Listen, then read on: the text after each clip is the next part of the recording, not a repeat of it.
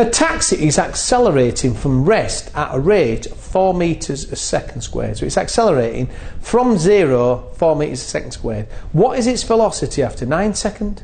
And how far will it have travelled at this point? So after 9 seconds, how far has it gone?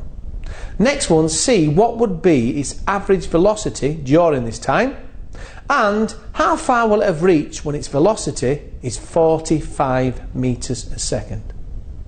So how do you take on a question like this? Well, you have to remember the formulas applicable to velocity and acceleration, and the key thing is to select the proper one.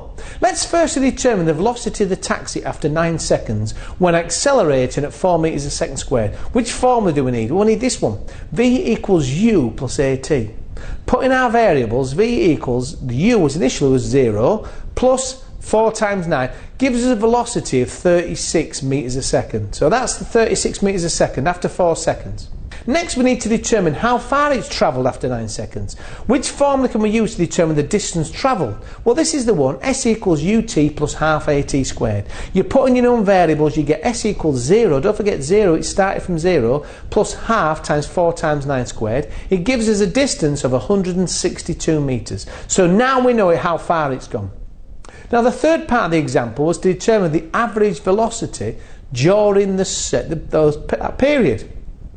Well, the average velocity is the total distance divided by the time taken. Well, we worked it out, it was 162 metres travelled and it took 9 seconds. So the average velocity is 162 divided by 9, 18 metres a second. So that's the third bit.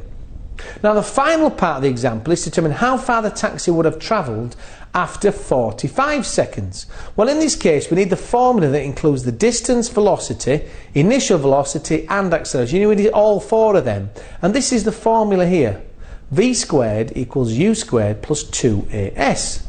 Now first we need to transpose this to express it in terms of s, and if you transpose this you get this. Basically, v squared minus u squared divided by 2a equals s. So that's the formula. Insert all known values. You got 45 squared minus 0 squared divided by 2 times 4.